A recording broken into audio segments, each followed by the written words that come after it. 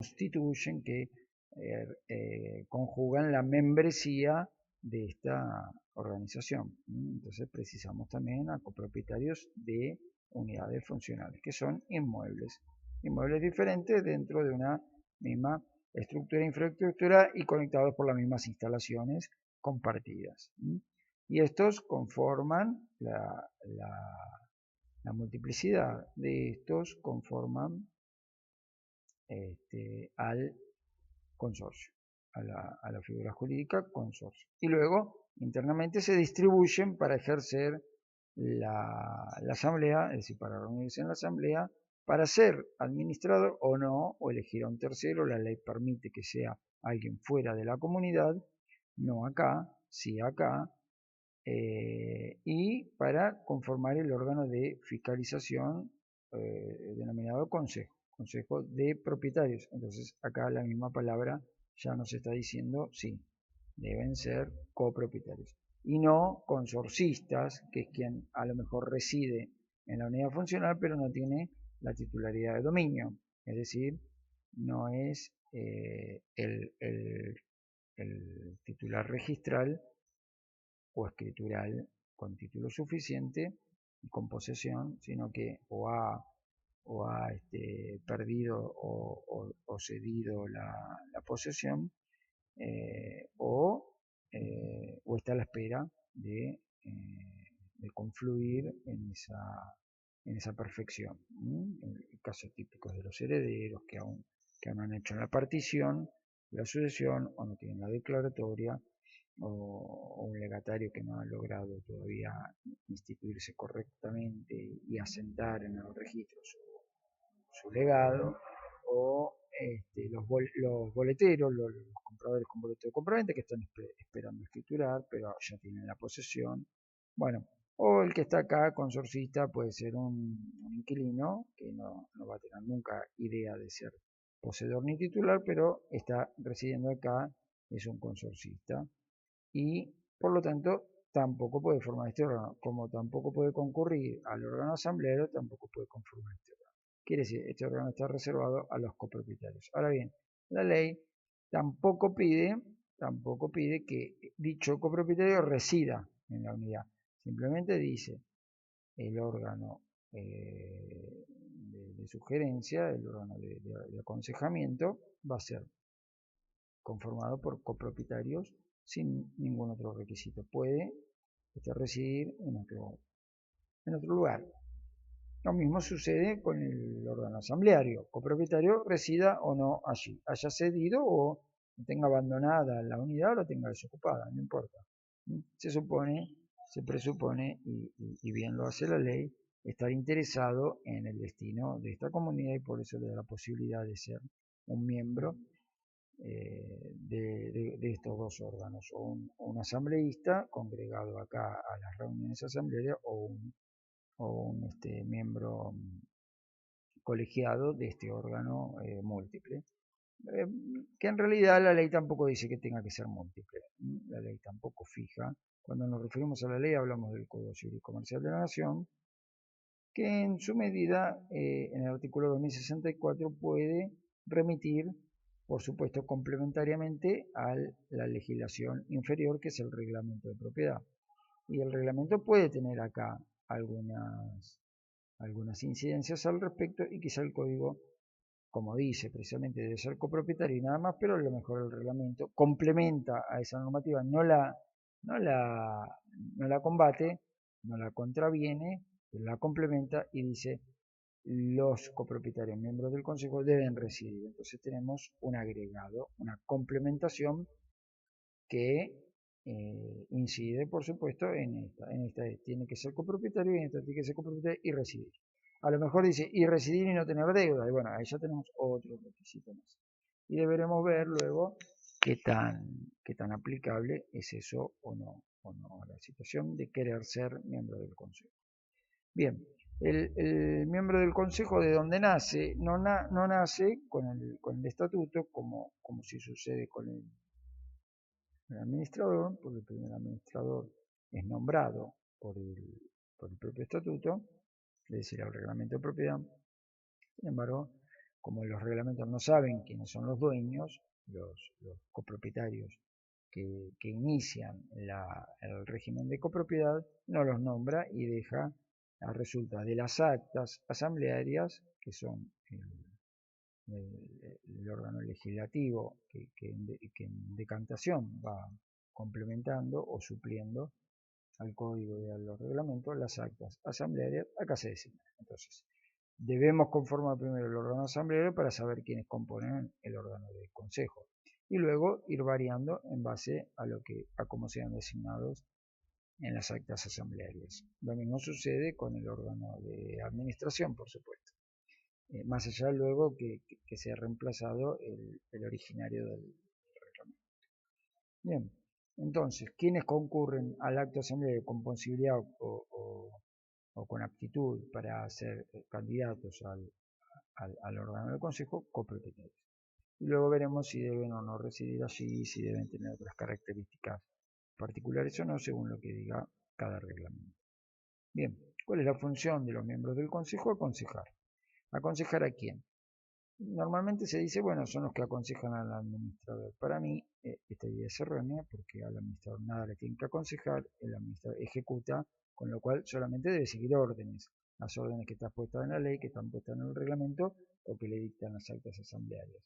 Entonces, poco tienen para aconsejarle a quien sabe hacer lo que tiene que hacer, sino que me parece que el consejo es para los asambleístas, es decir, para sus vecinos.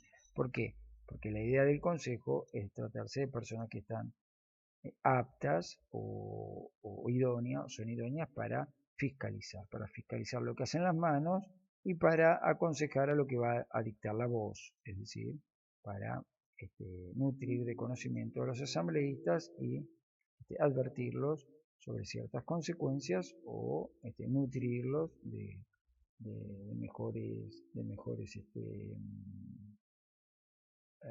ideas para tomar resoluciones conjuntas, ¿no? Bien, entonces, esa es la función del Consejo. El artículo 2064 establece que funciones específicas son las de realizar esta fiscalización sobre el acontecer de las manos y luego poder informarlo a los propietarios reunidos en asamblea, fundamentalmente cuando toman la determinación de la aprobación o desaprobación de la rendición anual de cuentas, porque la estuvieron verificando y confiaron en ellos estas verificaciones, y paralelamente la de disponer o autorizar la disposición de fondos comunes. Bueno, esto es anecdótico porque hoy día pocos consorcios vamos a encontrar con dinero suficiente para invertir en edificaciones reservados en fondos especiales, porque cuesta cada vez más llegar a lo necesario. Lo necesario, como se sabe, son las expensas ordinarias, necesarias para que esto siga funcionando. Y las extraordinarias, es decir, las que constituyen esos fondos especiales para determinada mejora o para determinado cambio o innovación, bueno, son más difíciles de conseguir. Pero si los hubiera, el que las puede ordenar es este consejo, porque se presupone que tienen el conocimiento de cómo se conformaron, a qué están destinadas y le da el visto bueno a las manos para que dispongan de eso y la comprometan los fondos. Entonces, las tareas son de fiscalizar, de autorizar extracciones específicas y posteriormente la de convocar asamblea, convocar a los propietarios. Y esto es muy importante porque en el régimen de la ley anterior, la modificación del 2015, no existía esta posibilidad y hoy el Consejo puede convocar asamblea. Convocar asamblea de propietarios es importante cuando el administrador no convoca. Y el administrador muchas veces es remiso a convocar porque no le conviene a sus intereses particulares, que confrontan sus intereses mandatarios con los del mandante. No obstante, sigue actuando en esa tesitura y no convoca porque sabe que va a ser revocada su mandato o va a ser removido del cargo, o a lo mejor porque tiene que dar explicaciones que no puede o no quiere dar, o a lo mejor porque va a ser encaminado a un juicio de rendición de cuentas con el correspondiente o el pertinente daño y perjuicio provocado por su mala gestión. A veces pasa más de lo querido. Entonces, convocar asamblea es muy importante. La ley intuye que los miembros del Consejo pueden convocar asamblea cuando son cuestiones que le atañen al Consejo, pero también dice que cada vez que el administrador no lo haga. Entonces, cuando el administrador lo deba hacer porque el reglamento así se lo exige o porque la ley general así se lo exige, esta habla de la rendición anual, al menos una vez por año, estos pueden decir asambleas ordinarias 2, 3, 4 veces por año o asambleas extraordinarias cada vez que deba decidirse X situación, por ejemplo, por poner un ejemplo, cada vez que se debe invertir una suma superior a tanto de expensas, es decir, invertir no, a recaudar una suma superior a tanto de expensas, que es la obligación de los copropietarios de pagar expensas, se deberá convocar asamblea extraordinaria. Bueno, hay reglamentos que lo pueden decir. Y si el administrador no convoca, ahí aparece el consejo y convoca. También el administrador debe convocar, además de cuando se lo indica la ley superior o la ley particular, o se lo indica un acta de asamblea, supongamos un acta de asamblea, se reúne hoy y dice, bueno, esta asamblea decide que dentro de 15 días nos volvemos a reunir en asamblea con el siguiente temario. Una asamblea convoca a otra asamblea. Eso no está legislado, pero es válido, no contraviene ninguna ley. Una asamblea convoca a otra asamblea. Esto no es una autoconvocatoria porque está dentro del órgano funcionando, da una orden, la determina y no es un cuarto intermedio porque no sigue tratando el mismo temario sino que trata a otro. Y le da la orden al administrador para que convoque a asamblea. Pues si no la convoca viene el consejo y la convoca. O el administrador deberá convocar a asamblea cuando se lo pida así un 5% por porcentual del valor del edificio. Recordemos, cada unidad tiene un porcentual y este porcentual, desde ya lo aclaramos, no es igual a metros cuadrados. Esta es una gran confusión normal que solemos aclarar de encontrarnos a un propietario. Dice, mi departamento mide 50 metros cuadrados, el de al lado también, y tengo el 2,5% y él tiene el 3%, entonces este reglamento está mal. Bueno, ni el reglamento está mal, ni el plano de mensura horizontal está mal, que es el que establece los porcentuales hecho por un agrimensor cuando se terminó de edificar la construcción, viene un agrimensor y dice, a mí me parece que esta unidad vale tanto. Entonces, porcentual no es igual a metros cuadrados, es igual a valor económico del total del edificio. Eso lo dice un agrimensor e es inamovible para siempre. ¿Y por qué dos departamentos de metros cuadrados de iguales metros cuadrados pueden tener diferente valor? Porque lo dijo un agrimensor y vio y verificó diferentes situaciones o circunstancias que diferían entre los departamentos. Y dice, este da al frente, el otro al contrafrente, este tiene mejor aireación, mejor iluminación, tiene más facilidad de acceso a los espacios de evacuación, o tiene más cercanía al ascensor, o tiene mejor distribución interna para colocar los muebles, o tiene balcón, y bueno, o está al frente, o está al lateral, y tiene una plaza, bueno, cualquiera de las cualquiera de las inductancias que lo llevan a un agrimensor a decir que esto vale más que esto. Por lo tanto, no tiene que ver con metros cuadrados. Plano de mensura horizontal luego se refleja en el reglamento de propiedad y esto es inamovible. Bien, entonces, si una unidad funcional alcanza al 5%, pues una sola unidad funcional puede pedir al administrador que convoque asamblea. Y le fijará el temario y el administrador luego fijará el horario, el día y el lugar. O la unidad funcional le dirá tal día, tal hora y en tal lugar. Convoque asamblea. ¿Por qué? Porque el que lo peticiona es este y porque la ley le faculta a que si llega a este porcentual lo peticione. Si no llega a uno, bueno, tendrá que sumar más propietarios y se sumarán este más este hasta llegar a un 5% y fijar el temario que quieren que se trate. ¿Por qué el 5%? Y bueno, porque la ley entiende que más o menos un 5% es representativo de un interés común suficiente para convocar al resto de los propietarios a una asamblea y tomar determinaciones que implican a todos. Bueno, si el administrador no convoca, lo hace el consejo. Entonces, lo siguiente a juntar esta mayoría y pedirle al administrador, y ante la renuencia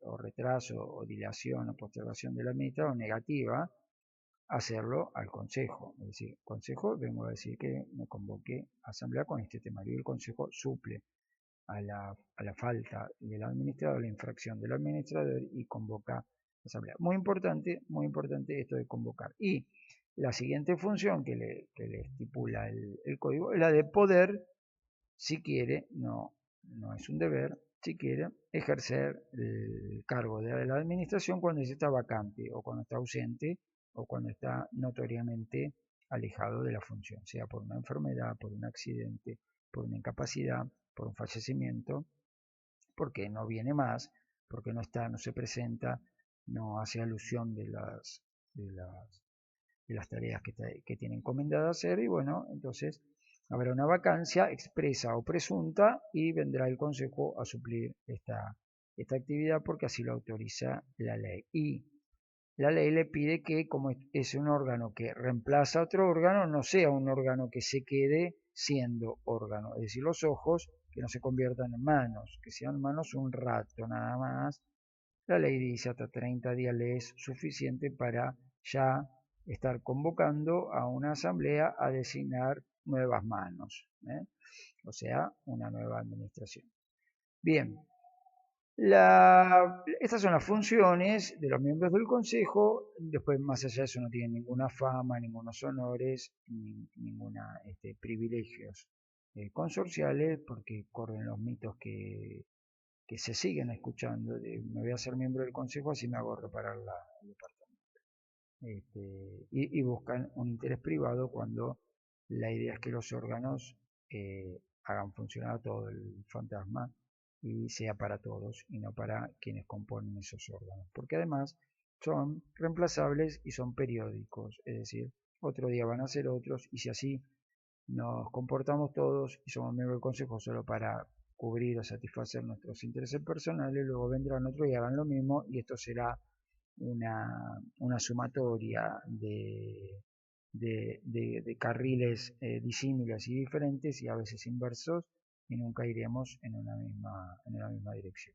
Bien, consejo de propietarios. Aconsejan a los propietarios y son propietarios, y participan en las asambleas y se nutren y se capacitan. Y esto infiere o cabe la posibilidad de decir, bueno, si tienen que ser un poco superiores al resto en cuanto al conocimiento de la materia, pues que se capaciten para ello. Y podrían también los miembros del consejo peticionar a una asamblea, no ya como consejo, sino, mejor dicho, sí como órgano colegiado, quiere decir de más de uno. A esto bueno, ahora vamos a eso.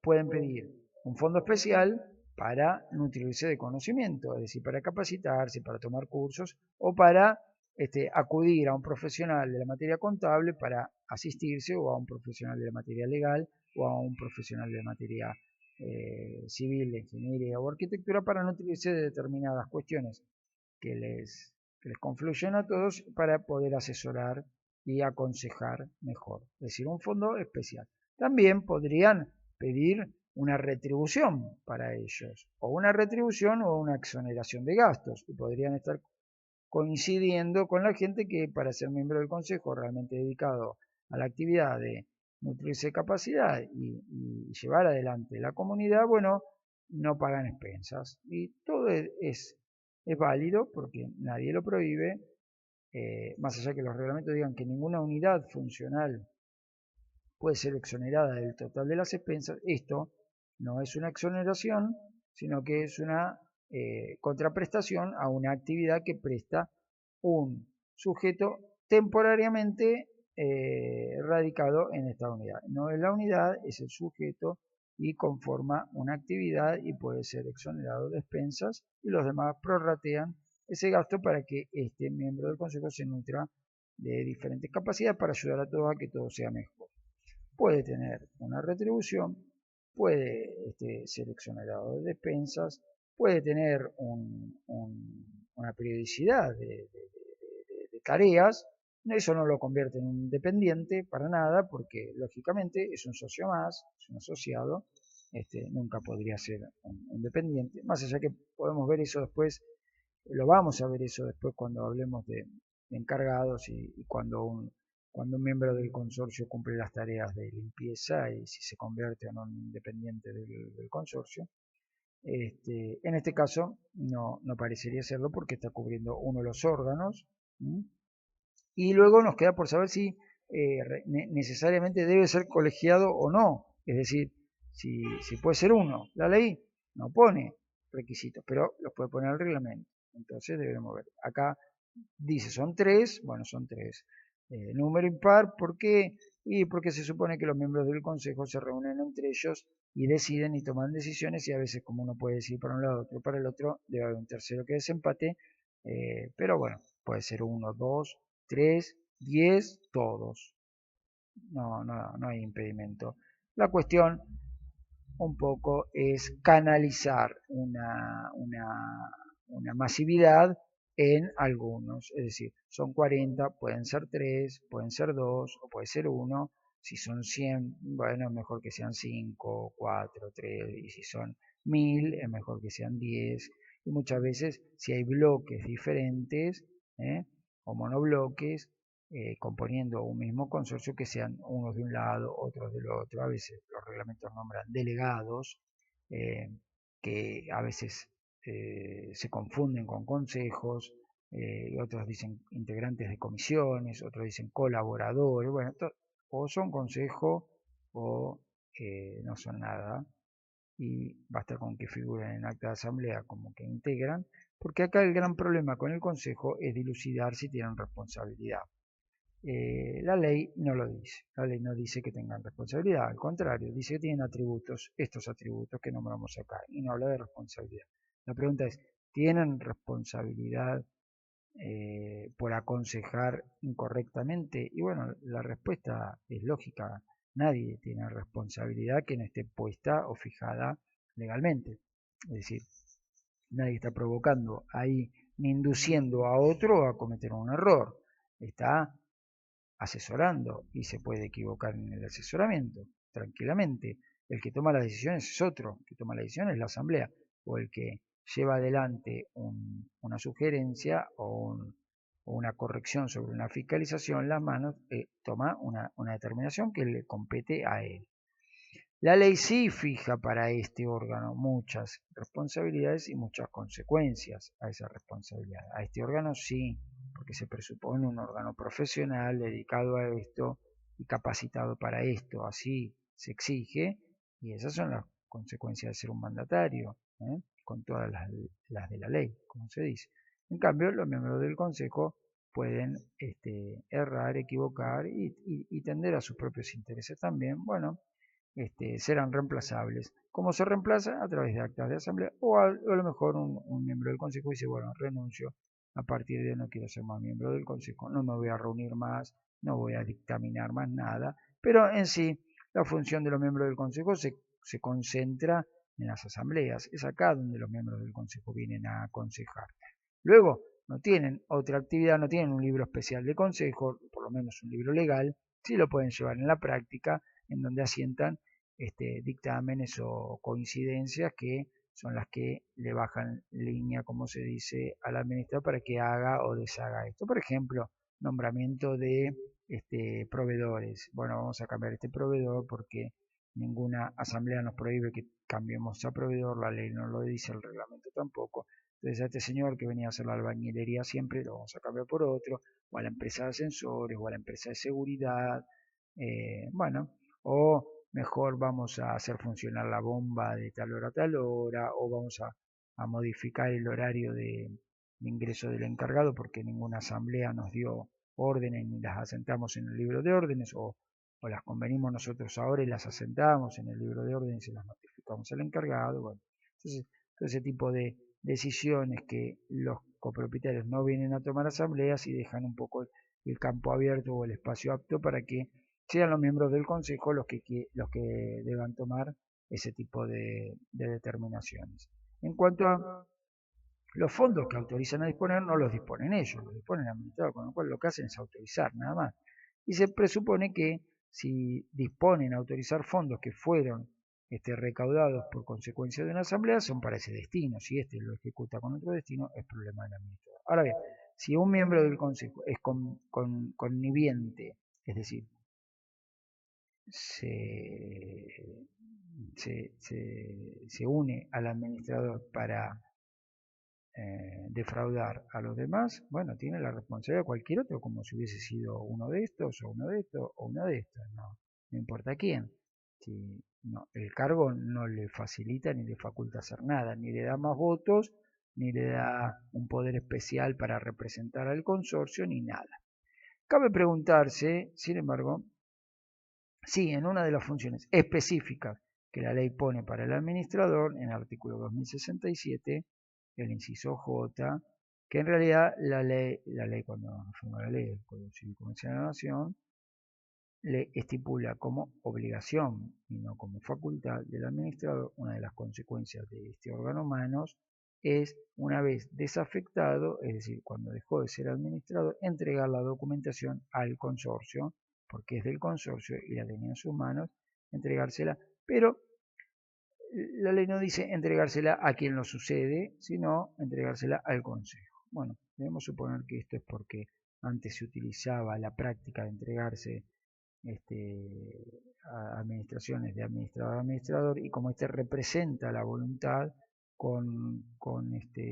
al consentir en un acta de entrega o en un inventario que nada más tenía que reclamarle este consorcio a este fulano que se había ido, pues liquidaba todas las posibilidades del consorcio de luego ir por el administrador a una rendición desaprobada de cuenta, porque representando a aún sin la manda, lo compromete y decía que se aniquilaba todo y quedaba todo en cero con el administrador y desresponsabilizaba al administrador. Entonces, para que eso no suceda, como el consejo no representa al consorcio,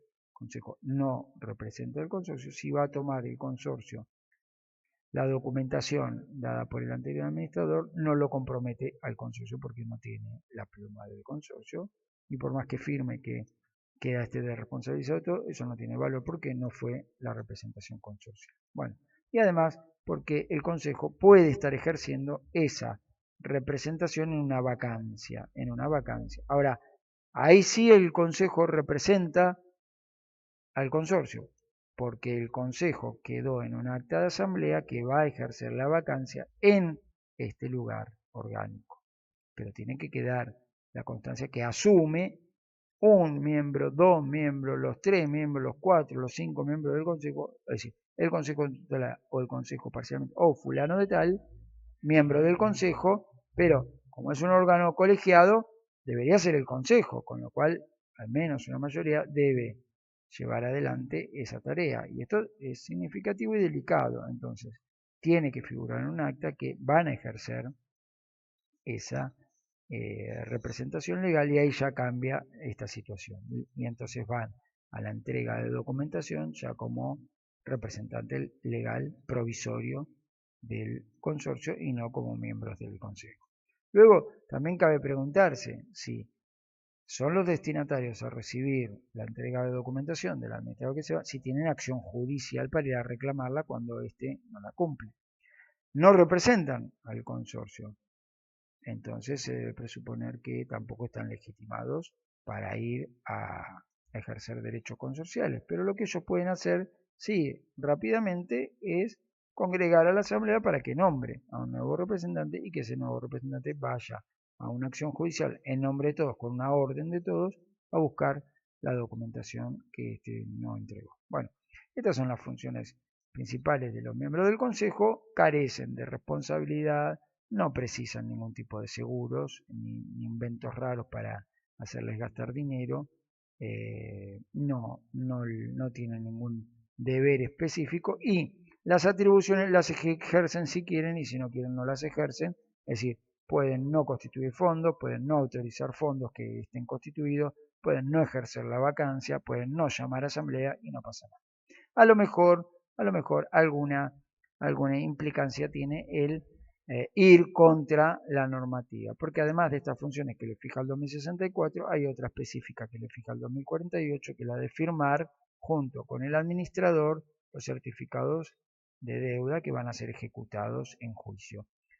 ¿Por qué? Habrá que preguntarse en esto, y bueno, porque a lo mejor los legisladores pensaron que la sola firma del administrador podía estar enemistado con algún propietario y le negaba la aceptación de los pagos de expensa sin emitirle el recibo de pago de expensa a la unidad, por lo tanto el dinero quedaba en la cuenta bancaria donde se lo depositara y no tenía el recibo, con lo cual es ejecutable, como ya se sabe, porque solo el recibo cancela el pago perfectamente.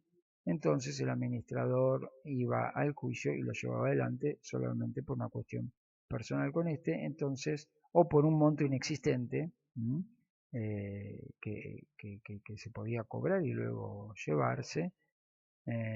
Entonces se requiere que al menos copropietarios que pueden estar luego en la misma situación de sean quienes verifiquen que lo que está haciendo las manos, tan importante como ir a la justicia y poder terminar en un remate, en un desalojo de un inmueble, esté confrontado por copropietarios, es decir, por pares de este que va a ser ejecutado. Y además porque claramente una de las funciones de los miembros del consejo es acercarse al propietario. Identificación, instantaneidad o inmediatez que muchas veces no tiene el administrador, porque se dedica a muchos consorcios y porque a veces, precisamente por estar enemistado con quien no le da su voto para renovar el cargo o hace campaña para desafectarlo, no tiene ese acercamiento. Bueno, la idea es que los miembros del consejo sí tengan acercamiento con todos los demás porque son un canal de confluencia y un embudo para 40 o 100 o 1000 voluntades reducirse a 3, 5, 10, 15 expresiones. Es decir, una suerte de representatividad sindicalizada, si se quiere, de los copropietarios a través de los miembros del consejo. Entonces, firman. Pero ¿qué pasa si uno de los miembros del consejo es el ejecutado y no firma? Bueno, ahí o se soluciona llamando a asamblea y removiendo a ese miembro del consejo para que venga otro porque se niega, o se suple esa firma con la de una mayoría, si son 3 y el que no firma es uno, los otros 2 serán válidos. Se explicará en el juicio ejecutivo que uno de los miembros del consejo es el ejecutado y que precisamente no se requiere su firma del certificado porque si no sería obrar contra sus propios intereses, porque luego se presupone que se va a defender, salvo que se allane a la demanda, por supuesto, o bien se desafecta a todo el consejo y se queda sin consejo, con lo cual no existe mal este requisito, porque este requisito de firmar, de acompañar la firma del administrador en el certificado de deuda es coyuntural a la situación si se tiene o no consejo, no es para siempre, no es para siempre.